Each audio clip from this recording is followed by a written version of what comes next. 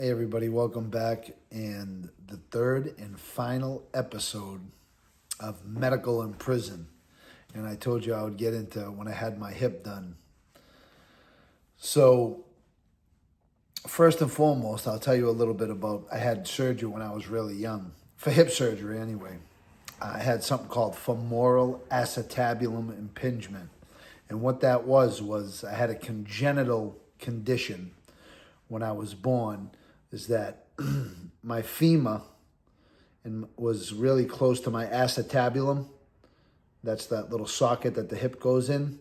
And what happened was it was closer than other people's, and it just accelerated arthritis. And that's why I got arthritis at such a young age, and why I walked with a limp. Everybody knew me from walking with a limp in prison for the most part. It really started to deteriorate my hip when I was at McKean, FCI McKean. And a guy named Dr. Walt was really instrumental in getting me to get my surgery. Because I remember at Fort Dix, right? They said I was overweight and I needed to lose weight. And I was thin, I was in shape, I was always in good shape. Just the craziest, sometimes they tell you the craziest things. They'll give you Advil and say, yeah, well, just, lose weight, go on a diet. That's why your hips are hurting you. And the most insane thing, when I was diagnosed with that condition, when I finally went to Devon's, and that was because Dr. Walt, he had this real cool mustache like this. But he was the one, he was instrumental in sending me to Devon's to get my hip. He didn't send me to Devon's. He actually just put in for the medical procedure to be done that he thought it needed to be done. And, what happened with that is he seen me walking one day and he was like, hey, come here. What's wrong with you? He said. I walked with a marked limp. You could tell him I bent over a little bit. And I was like, yeah, I think it's my hip. And he was like, have you had x-rays? I was like, yeah, they said it's, it's arthritis, osteoarthritis. And he brought me in and he started filling out all the paperwork. And then almost about 6 months later, I was on my way to Devon's. He didn't pick the place. The region picks the place. And I was glad I went to Devon's because I went to Boston Medical Center to get my hip done. And they did a really good job. It was after the Boston Marathon bombing. A little bit afterwards that I had, probably about 3 months after that I had it. And they got a really good name for the trauma center there and, all the doctors, just after that episode and, what they did there was almost miraculous. And, I was happy to go there and I got a really good result.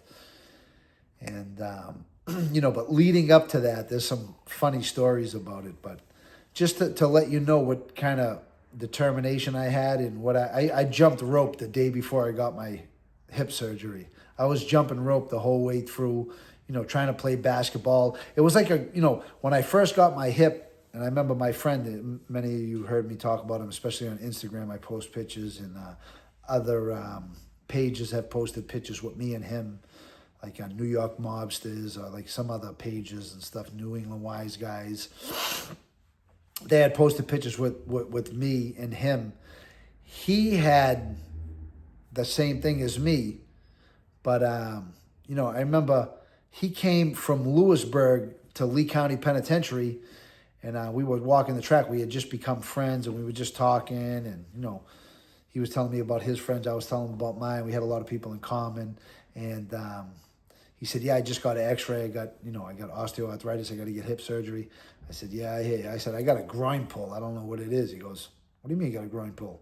Because that's like a common symptom of having a osteoarthritis in your hip, is it feels like, I used to run around, play basketball, and be like, man, I get this vicious groin pull. But it wasn't my groin. If you think about it, that's where your hip is. I thought it was like, on the side near your butt and stuff. But, it's right actually to the left of your groin. It's like, it's right there. That's where your actual hip joint is.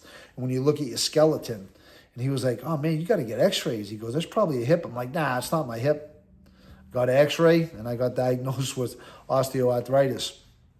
So, there's this one hilarious story about me getting an x-ray. So I'm in Devon's. I get shipped from McKean. I was at McKean, and I got, just a quick van ride to Massachusetts. That was the best thing about getting transferred medically, is they give you a straight shot. You don't go through, these transit centers. You don't wait overnight. You get in a van, handcuffed and shackled. Sometimes you get on a jet and you go, like I told you, my friend, unfortunately, that died of cancer, he went on a jet and he went to Butner to die. But instead of a jet, they can also give you, a van ride, but it's a straight shot. You don't wait no way. You just go from your institution to the next institution, which is amazing because it never happens in the Feds. You usually go from your institution to Oklahoma City to Atlanta. Then, oh my God, it's nightmare.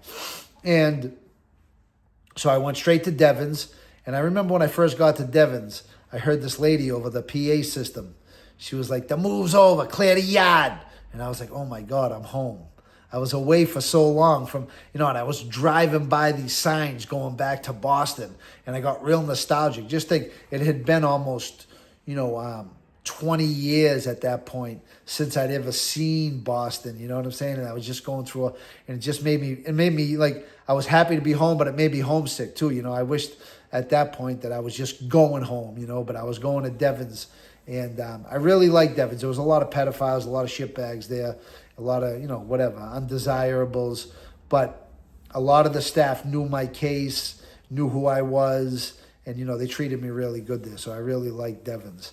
And so I remember this one day I'm in Devon's and I get called. It's a lot of medical trips. That's what you're doing. You have to go through this whole process when you get to a medical facility. Like I already got approved to get my hip done.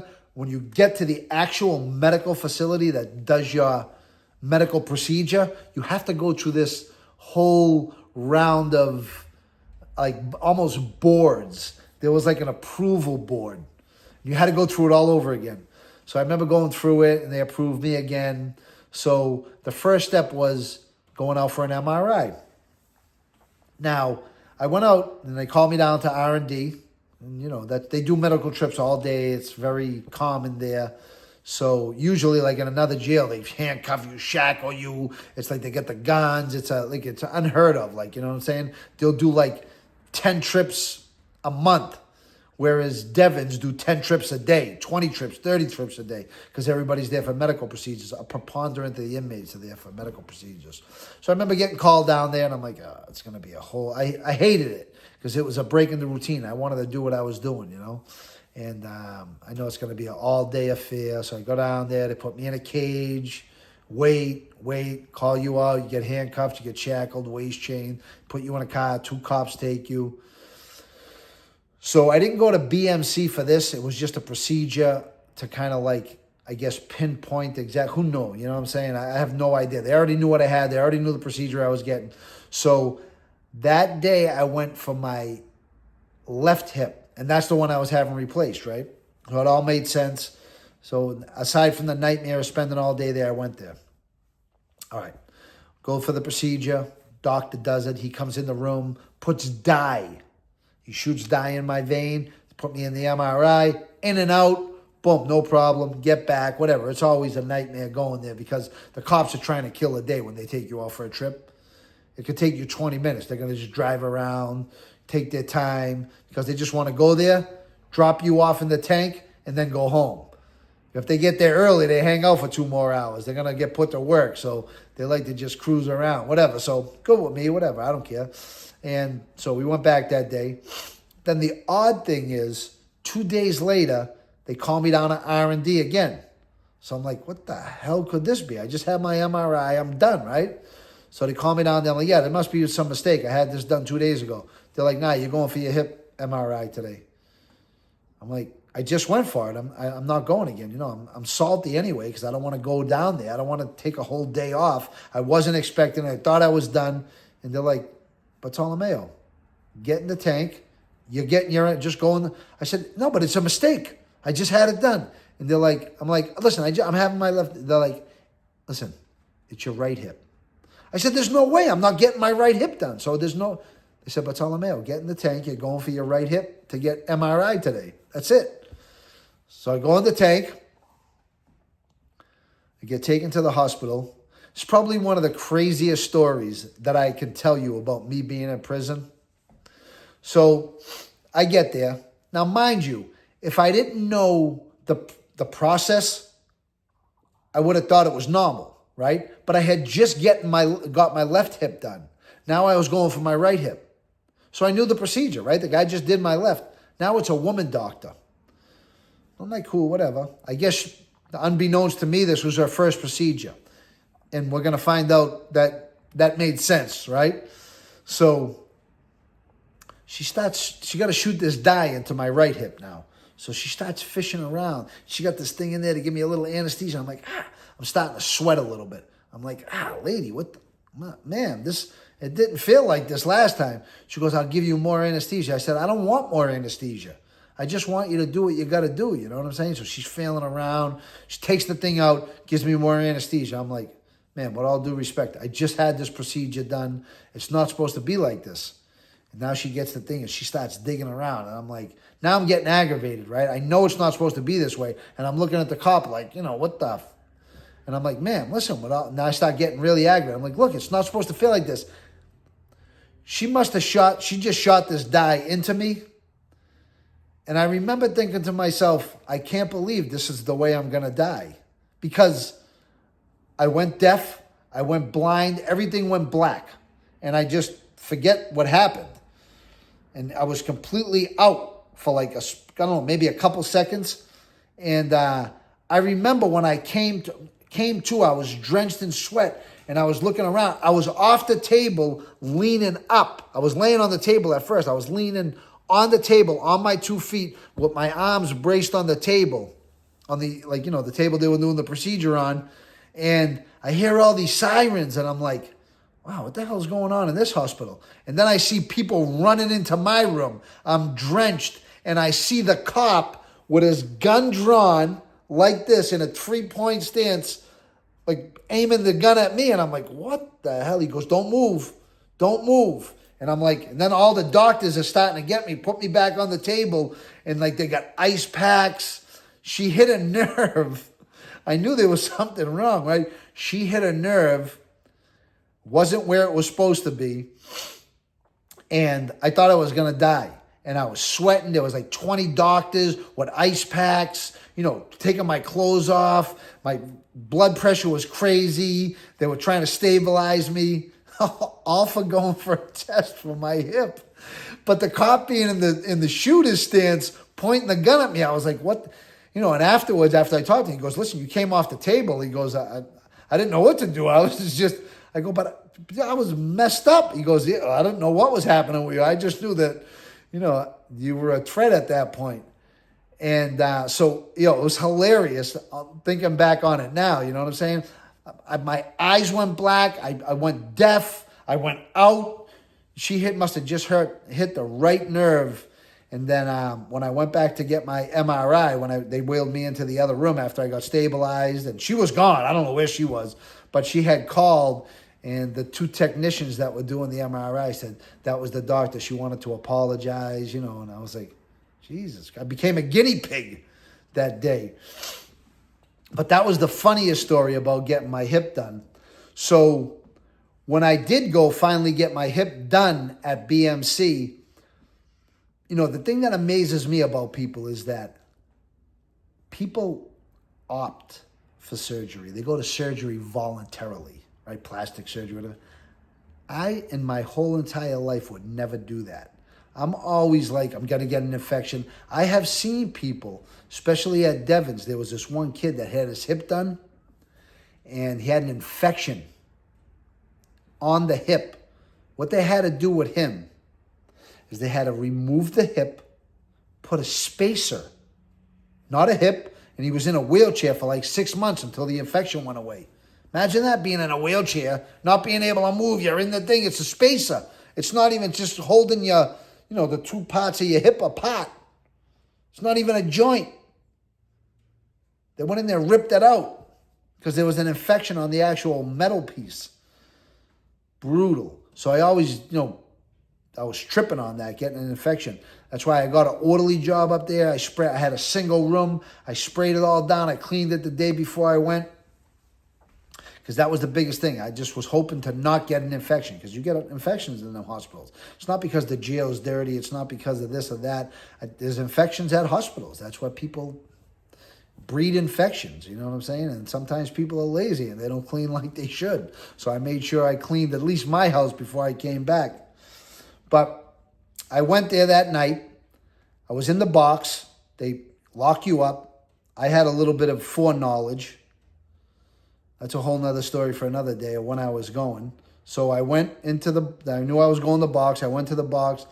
And while I was in the box, you're in solitary confinement. You're going for a medical procedure. And it's not punitive, right? But it's still the same exact conditions as somebody who's there for punitive measures.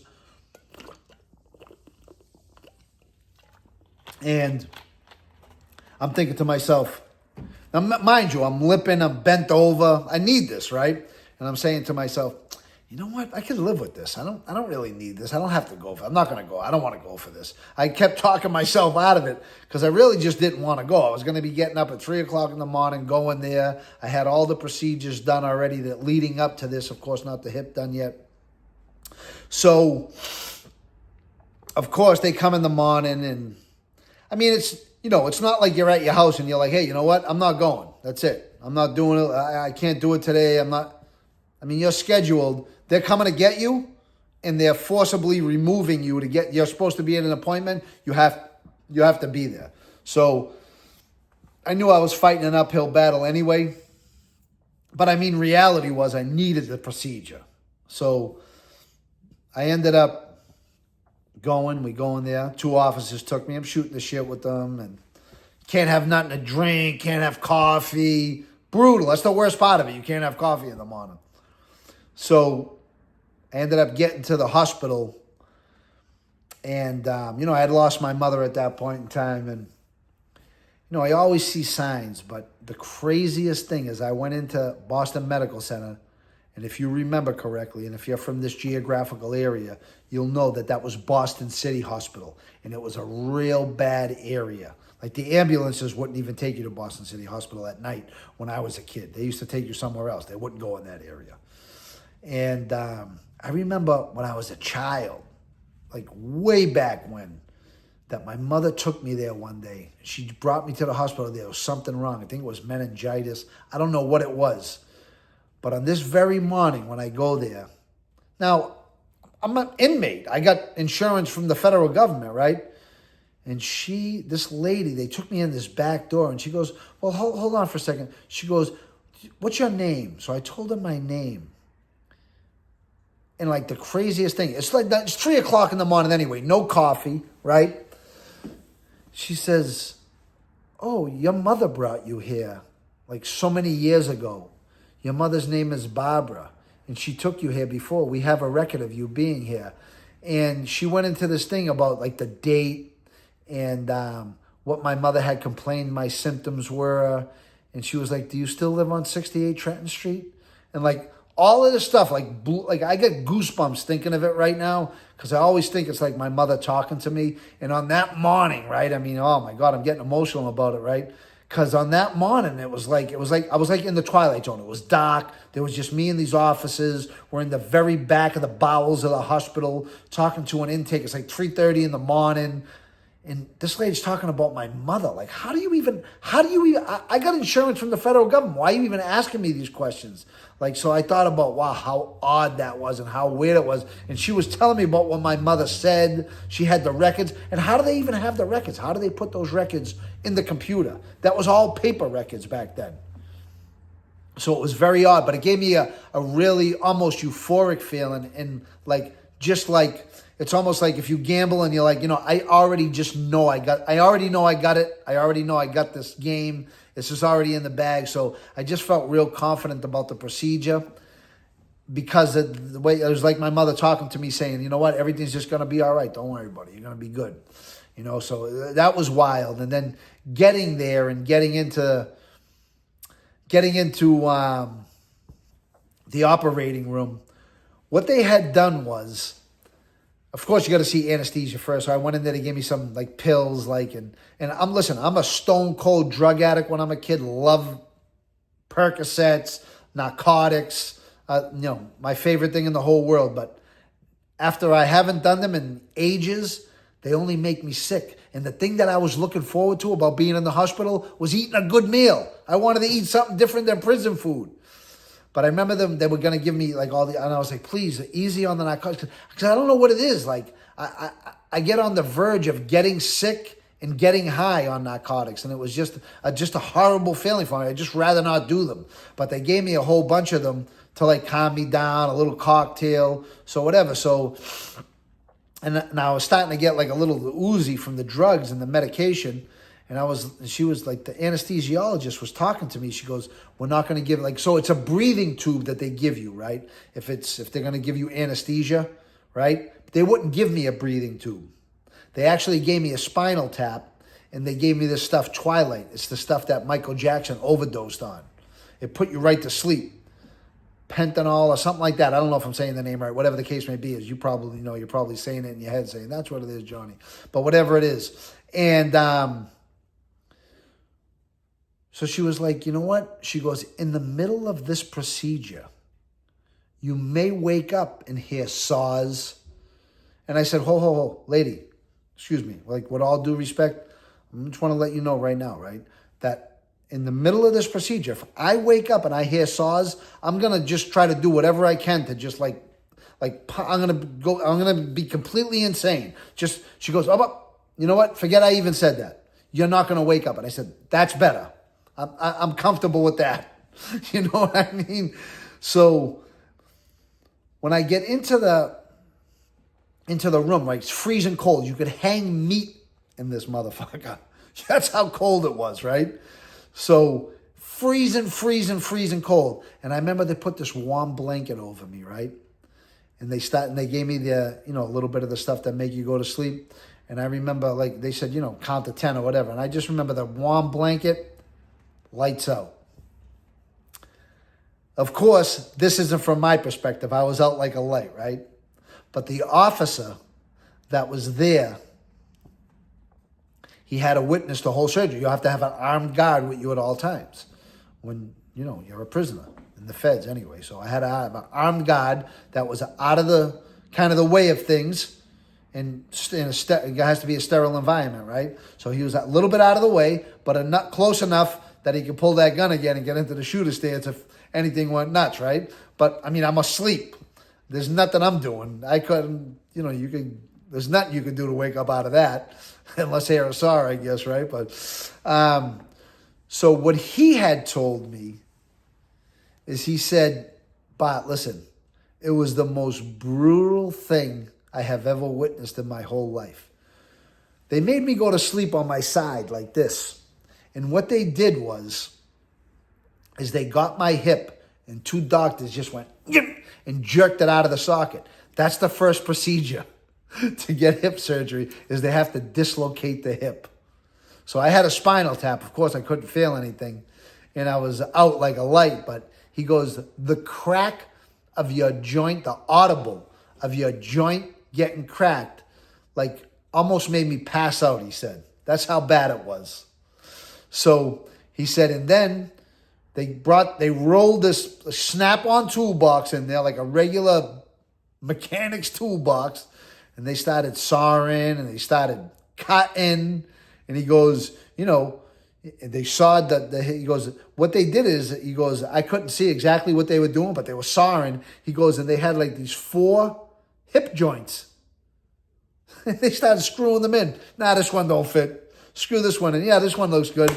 And he goes, it was just like putting the parts back together. He goes, it was the crack in the hip, dislocating the joint, he said, was the most brutal thing he had ever seen in his whole life. And I believed him, because when I woke up, the first thing I did was feel everything. And then, they're like, when I come up, they were like, can you feel the bottom? You feel the sensation on your feet? They went through all the, the battery of tests to make sure everything was okay.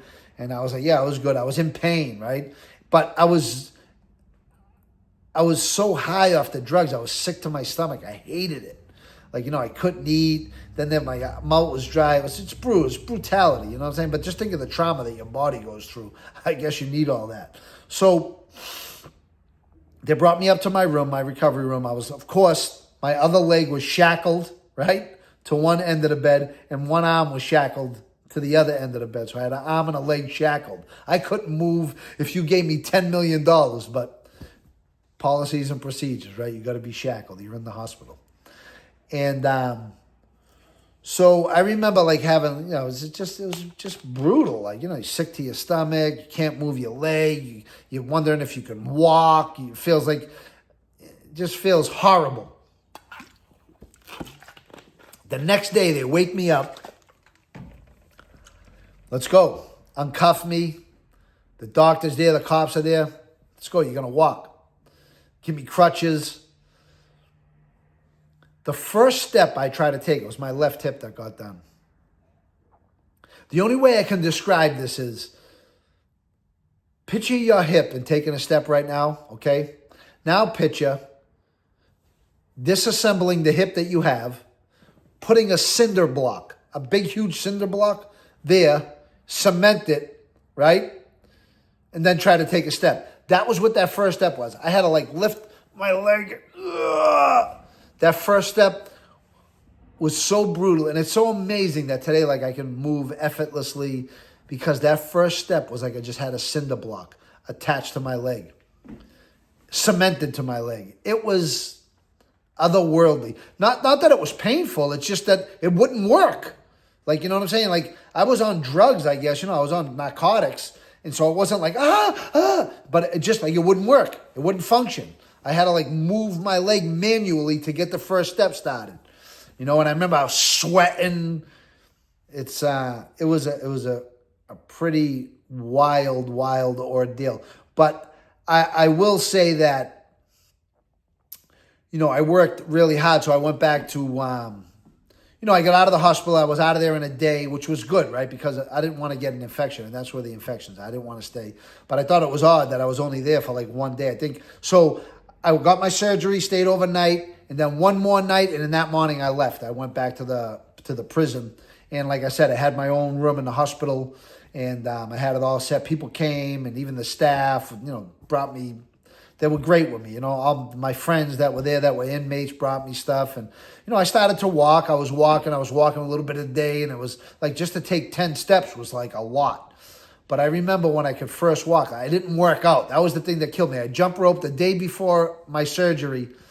But now, I remember, I think it was like 3 weeks after my surgery, I walked all the way down to the gym. It was probably about, I don't know, I would say, like an eighth of a mile to the gym. But it was a long walk. You know what I'm saying? And I remember people wheeled me down there. I was down there for my fantasy football draft. I got wheeled down there. But I didn't want to get wheeled down there. I didn't want to be in a wheelchair. Like, I wanted to walk, And so I walked down to the gym. And I remember getting to the gym, right, and doing a set of pull-ups.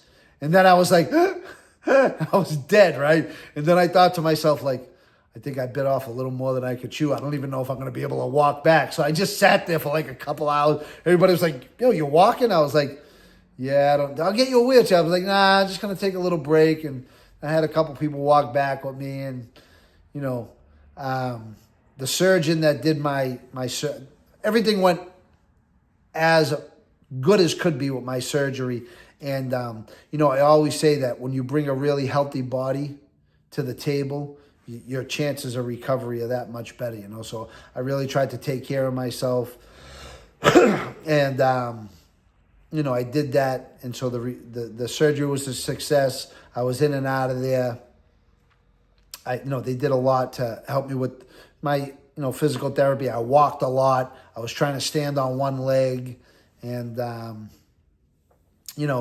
most remarkable story was that one where the cop was in the shooter's stance. But and then people that I had seen, like that I was with in prison before I got my surgery, I would see them afterwards. Right? And I would have a shaved head, and I would walk normal. I really worked on, the thing is, the hardest thing is your body goes back to limping, even if it's okay, because you're just used to walking like that. So I had to force my body to be erect and walk straight. And I really did a good job of that.